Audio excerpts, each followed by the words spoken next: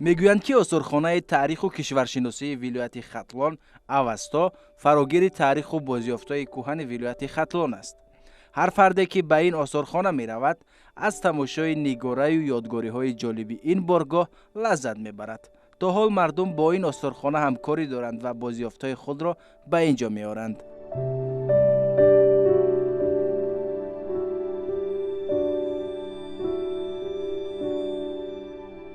ҳама рӯза нигоруҳои дарёфткардагишонро ба осорхона меоранд, ҳам тӯҳфа меспоранд, ҳам мо харидорӣ мекунем аз шаҳрвандон, ҳам кормандони осорхона нақша доранд. Як пункти нақша бахшида шудааст, ки ҷамъоварии нигоруҳо аз шаҳру ноҳияҳои вилояти Хатлон, ки ҳамарӯза дар як ҳафта 2 маротиба дар усули чихеле ки гуфтем хона ба хона аз шаҳру ноҳияҳои вилояти Хатлон нигоруҳоро тариқи ройгон дастрас мекунанд ва ба осорхона оварда мо барои омӯзишаш чӣ кор мекунанд? Масалан, як ёдгорӣ пайдо шуд ва барои он ки муайян кунед ки аз кадом аср аст, аз кадом давра аст ва ба кадом масалан давраи таърихӣ тааллуқ дорад, ё чӣ гуна муайян мешавад? мо дар осорхонамон як корманд дорем, ки Ятим ва Сафармо ном дорад, ки зиёда аз 30 соли собиқаи осорхонашиносӣ дорад ва дар осорхона 30 сол фаъолият намудааст ва мо бо он ҳамкорӣ мекунем ва нигоруҳоро ба он нишон медиҳем. ӯ давраҳоша, асрҳоша, таърихша муайян карда мо ба онҳо шаҳодатномаи илмӣ менависонем ва ҳар як тамошобине ки меам маълумоте ки аз муаллима гирифтагӣ ҳастем ва баъзеҳояш ҳаст ки таърихиш кӯҳантарак ё ин ки камтарак таҳқиқи бештар талаб мекунад. бале, мо онҳо ба осорхонаи миллӣ мебарем ва кормандони осорхонаи миллӣ ба мо кӯмак мекунанд, барои омӯзишу бале муайян мекунанд. мо онҳоро бибинед, масалан ҳар як нафаре ки аз як кишвар ба кишвари мо меояд, пеш аз ҳама барояш ҷолиб аст ки дар осорхона чӣ нигаҳдорӣ мешавад. Хуб, таваҷҷӯҳи сайёҳони хориҷӣ чӣ гуна аст ба осорхона? албатта меҳмонони хориҷӣ зиёд ба осорхонаи мо ташриф меоранд ва аз таърихи бои вилояти Хатлон, умуман Тоҷикистон бениҳоят ҳам онҳо саволҳо медиҳанд ба мо. Шумо забонҳои хориҷиро бале, ҳам забонҳои русӣ, ҳам забони англисӣ, ҳам забони тоҷикӣ мо онҳо роҳбаладӣ мекунем ва аз таърихи бои мо бениҳоят ҳам онҳо хурсанд мешаванд ва саволҳо медиҳанд. Масалан, баъзе ёдгориҳои таърихии мо ҳастанд, ки ба онҳо ҷолиб меояд ва онҳо саволҳо медиҳанд, мо ба онҳо албатта ҷавоб медиҳем. акнун сайр мекунем ва бо нигораву гӯшаҳои ҷолиби осорхонаи мазкур ошно мешавем.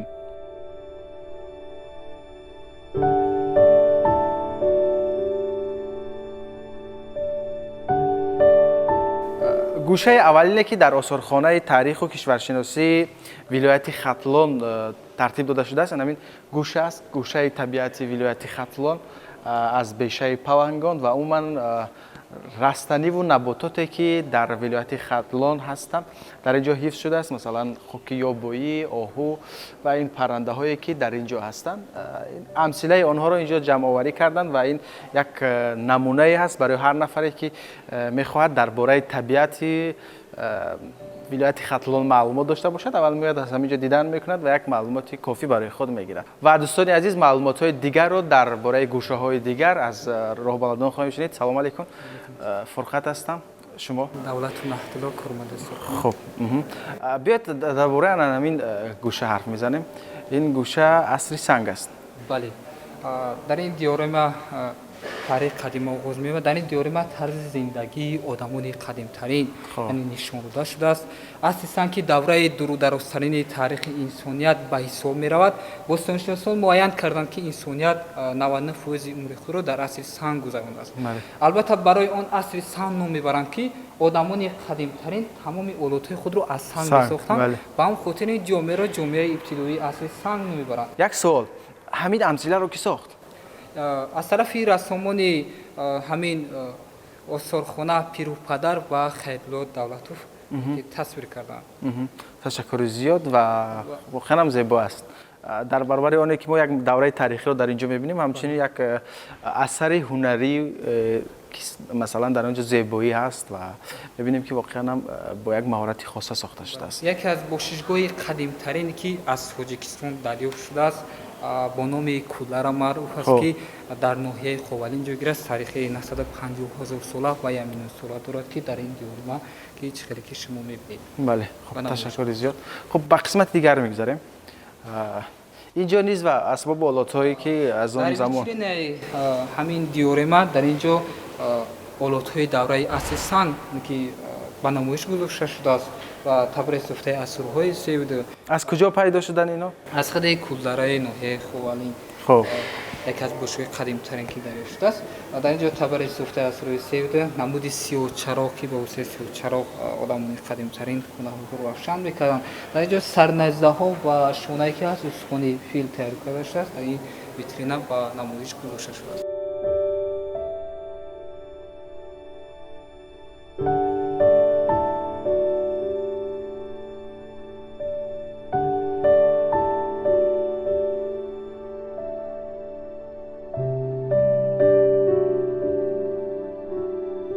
давраи каюниён аст ва каюниён дуюмин сулолаи ориёҳо мебошад тоҷикҳо мебошад ва ахади асосгузори давлати каюниён шоҳ қайқубод мебошад ки аввалин бор ба давлати каюниён ки асос гузоштааст ва дар ҳамин давра ҳам яке аз китобиҳои машҳур китоби авестоам чоп шудааст ки дар яке аз охирон намоядаи онҳо шоҳ виштос мебошад ки дар инҷо шоҳвиштос аввалин шоҳе мебошад ки барои тарғиби дини зардушт яъне кӯшишҳои зиёд намудааст ва дар дасташ яке аз дастхатҳои کتابی زردشت авесто аст ки он аз 21 насл иборат буда то замони мо 5 қисмати он باقی مونده و همین امثله در اساس فکت های تاریخی ساخته شده است نه؟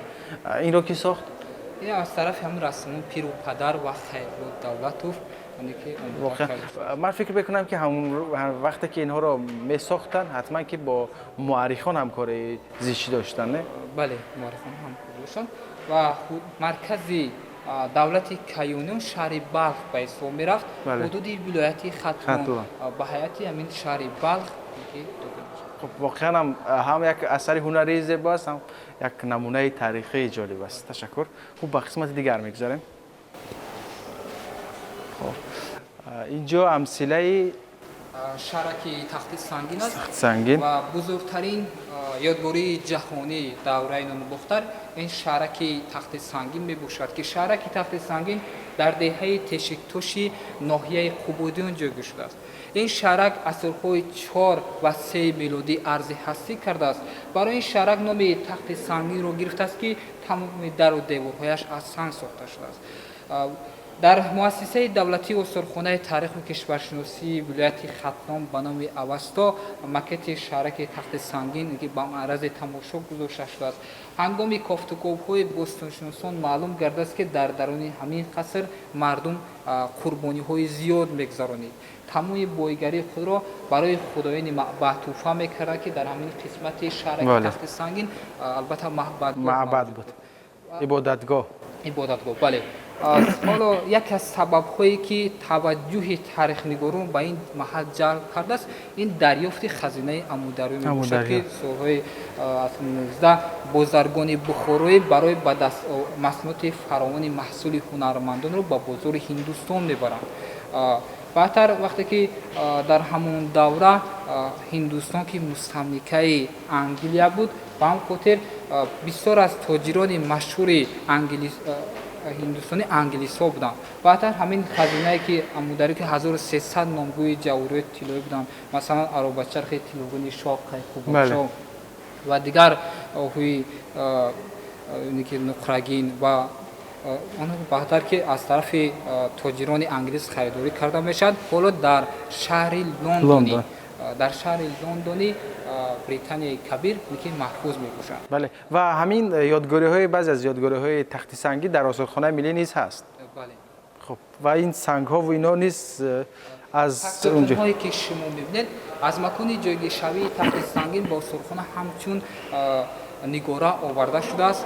12 نوامبر سال 2021 کنفرانس گنرالی یونسکو 2500 سالگی شهرک تخت سنگین را تصدیق نمود. اکنون به گوشه دولت کوشانیان میگذاریم. میگویند که این گوشه ها با عکس و معلومات جالب نیز پر شده اند. دولتداری کوشانیان یکی از پرقوت‌ترین دولتداری به حساب می رود.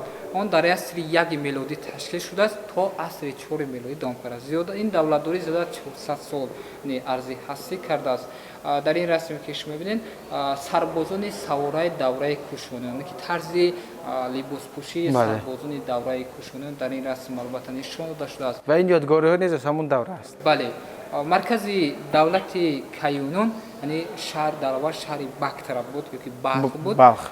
баъдтар дар замони яке аз бузургтарин подшоҳи онҳо канишкаи кабир пойтахт ва пешовар кучонда мешавад ки пешовар айни ҳол дар худи покистон мегирад. Бале. дар инҷо шаҷарашон оварда шудааст. дар ин навишта кадом подшоҳ аз асосгузори давлат оғоз меёбад аз куҷула катрис то охирон намоянда ва судева нишон дода шуд. мегӯянд ки тартиби даврабандии осорхонаҳои кишвар анқариб якест. вобаста ба солу давраҳои тарихӣ гӯшаҳо тартиб дода мешаванд. ба як қисмати хеле муҳим омадем, қисмати ки хеле ҷолибам ҳаст, яъне ба аҷина тепа. яке аз мавзеъҳои ҷолибу ғайриоддӣ. хуб ин амсилаашонро сохтанд. бале макет аст. ёдгории аҷинтепа харобаи дари будо ба сурухҳои 7-8 мансуб мебошад.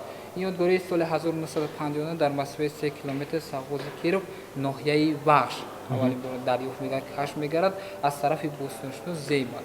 ва соли 1960 аввалин бор ҳафриёд гузаронида мешавад ва соли 1973 ёдгории аҷинатепа ба пуррагӣ омӯхта мешавад. як чизи аҷиб аст, ҳамин аҷинатепа, то ҷое ки медонам ин номро мардум гузоштанд, яъне дар асоси оне ки мардум ҳар гуна масалан фикру ақидаҳо доштанд дар бораи ин ёдгории тарихӣ, ба ҳамин хотир баъдтар ҳамин ном роиҷ гардид. бале яке аз сабаби асосии ном гирифтани ёдгории аҷинатепа дар он аст ки пеш аз дини ислом ва яке аз таъсири давлати кушона ки таъсир расон ки ба он хел диниҳои будоӣ ки маъбадгоҳ сохта шуданд. ба ҳамин хотир яке аз сабаби асосии ном гирифтани ёдгории аҷинатепа дар он аст ки пеш аз дини ислом мардум ҳам буда парастиш мекарданд. вақте ки дар асри 7 яъне ки дини ислом пайдо мешавад, мусулмонҳо ба бутпарастон мегуфтанд ки дар даруни ҳамин ёдгорӣ аҷинаҳо вуҷуд дорад, ба хотири парастиш накардан буд ҳамин хел мегуфтанд, ба ҳамин хотир ёдгории номи аҷинатепаро мегирад. боз як ақидаи дигар ки рӯзе як чӯпони ҳангоми чарондани худи гӯсфандо вақте ки борон меборад мехоҳад ки ба даруни суруғе дарояд. вақте ки ба даруни суруғе медарояд, дар натиҷа ҳам буди 12 метрро мебинад. аз ҳарс зиёд баромада ба мардум мегӯяд ки ман аҷинаро дидам. ба ҳамин хотир ин ёдгории номи аҷинатепаро мегирад. ташаккур. осорхонаи таъриху кишваршиносии вилояти Хатлон аввасто аз ду ошона иборат аст. акнун ба ошонаи дуюм мегузарем. омадем ба қисмати дуюм, яъне ошонаи дуюм. инҷо аслан чиҳоро нигоҳ медоред? дар инҷо чӣ хеле ки шумо мебинед, дар толори намоишгоҳи ошонаи дуюми осорхона гӯшаҳо оғоз меёбад аз гӯшаи Хатлон дар давраи тохту този аҷнабиён ки дар инҷо аввалин давлатҳои мо давлати Тоҳириён, Сафориён ва Сомониён буданд ки баъди таназзули давлати Сомониён Хатлон вилояти алоҳида буда, лекин дар майдони зиддиятҳои турктаборон қарор мегирад. Хатлон яке аз вилоятҳои калонтарини мовароннар ба ҳисоб мерафт ки дар асрҳои хуталон буд қаблан. бале дар асрҳои миёна аз рӯи баъзе тадқиқотҳои илмӣ, яъне ки маркази ҳамин Хатлонро шаҳри Ҳулбуг ташкил медод. чӣ хеле ки шумо дар ин гӯша мебинед намудҳои гуногуни нигораҳо ба ғарази тамошо гузошта шудааст ки аз кадом давра аст ин ин аз ҳамон давраҳои яъне ки аз давраҳои баъд аз Сомониён. дар инҷо чӣ хеле ки шумо мебинед, ана ҳамон рассомон бо як завқи дил бо шавқ ҳамин расмҳоро тасвир карданд ки ин шӯриши суфиён мебошад. муаллиф ин мусаввара яъне ки Пиров падар ва Давлатов Хайрилло мебошад ки дар инҷо шӯриши суфиён мебошад ки аз рӯи баъзе тадқиқотҳо дар ин шӯриш Мир Саид Али Ҳамадонӣ иштирок намудааст ки мақсади асосишон қаср қалъаи Ҳулбугро яъне ки харобазор кардан ва ба зери итоати худ даровардан мебошад ки дар инҷо мардуми Хатлонзамин ба шӯриш бархезда ҳамон қасрро аз зери дасти онҳо яъне ки ҳифз мекунанд.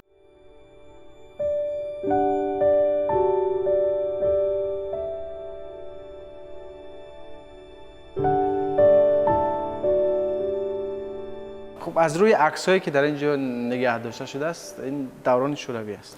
بله. خب این عکس‌ها بازگوی چی هستند؟ این عکس ها بازگوی آن هستند که در اینجا گوشه از خودکنی وادی وحش می باشد که در اینجا پورا از آن همان زمان های پیش تا به امروز آورده در این گوشه به معرض تماشا گذاشته شده است که مقصد اساسی این گوشه از آن عبارت است که در آن همان دوره کانال وادی وحش میگویند که مقصد اساسی کندن همون کانال یعنی به طریق حشر با طریق حشر بود که چخیلی که شما میدانید منطقه باختر ولایت ختلان منطقه کشاورزی است. بله.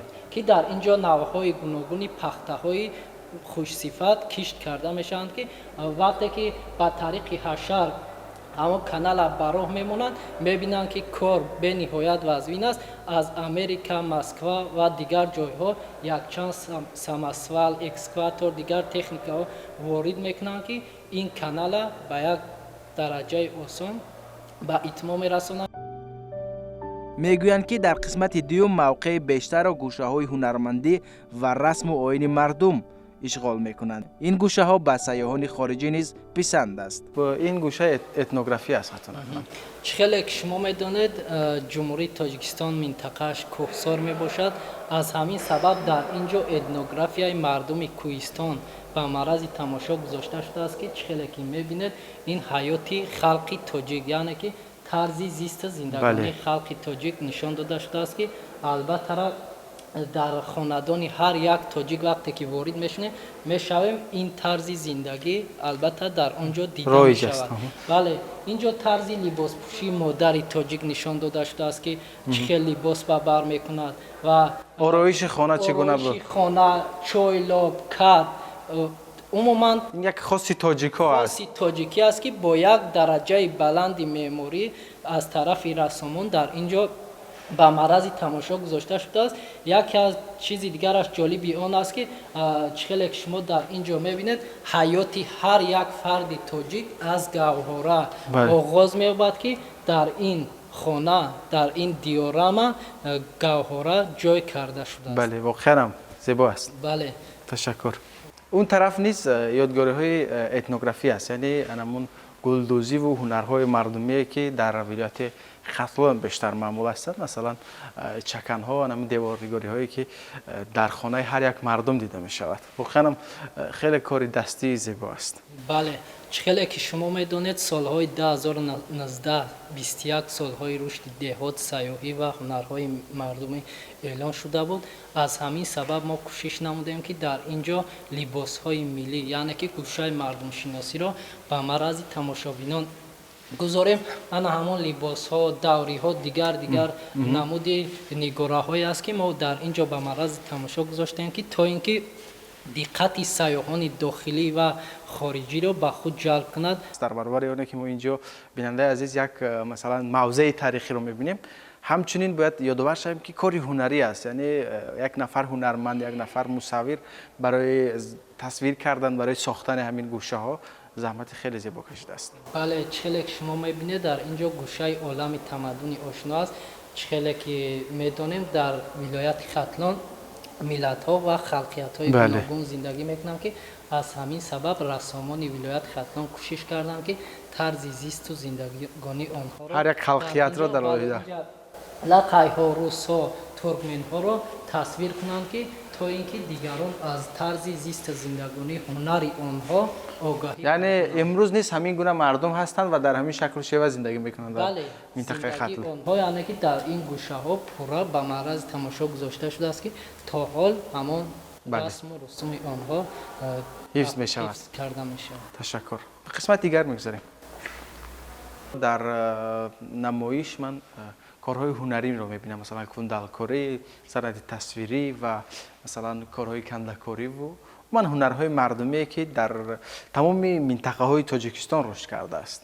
خب این کار هنرمندانی ولایت ختلان است. بله خیلی که شما میبینید در این گوشه اما کندل نمودهای گوناگونی رسم‌هایی که با یک درجه بلند تصویر کرده شدند از رسامان نامدار ولایت ختلان می باشد که در این گوشه و معرض تماشابینان گذاشته شده است و дар инҷо бошад кандакорӣ яке аз ҳунарҳои қадима ба ҳисоб меравад ки чихеле ки шумо дар инҷо мебинед расмҳои шоирон болои чӯб оварда шудааст ки бо як санъати баланд аз ҷониби кандакори номдори вилояти хатлон раҳимҷон ҳамдавов мебошад ки расмҳои шоиронро болои чӯб овардааст. хуб ва як қисмате ки ба қавли носталҷӣ дорад, яъне ҳамин дастгоҳҳои техникие ки дар замони шӯравӣ хеле маъмул буданд. Масалан яке аз дастгоҳҳое ки ман хеле зиёд дӯст медорам ана ҳамин дастгоҳи чопӣ аст ва масалан бо ин дастгоҳ مثلا نویسنده های مشهور رمان می نوشتن، حکایه می نوشتن و خیلی زیبا است واقعا. و این دستگاه های دیگر تلفن و مثلا پتیفون و این چیزهای دیگر این از میان مردم جمع آوری شدن. بله این گوشه تکنولوژی است که چخیلی شما قید کردید. این از آن همون در نتیجه کوفتکوها شهروندان از طرف کارمندان وقتی که با سفرهای خدمتی میبرایند به شهر و ناحیه‌های ولایت ختلان از آن همین شهر و ناحیه‌های ولایت ختلان همینها پورا جمع آوری کرده شده در اینجا به معرض تماشا گذاشته شده است که تا اینکه نسل نو است از اینها دیده نمایند و با خود یک چیز برداشت نمایند. میگویند که آثارخانه به شخص غذای معنوی میبخشد. ما در واقع از تماشای آثارخانه مذکور غذای معنوی گرفتیم و این را به شما نیز تقدیم میکنیم.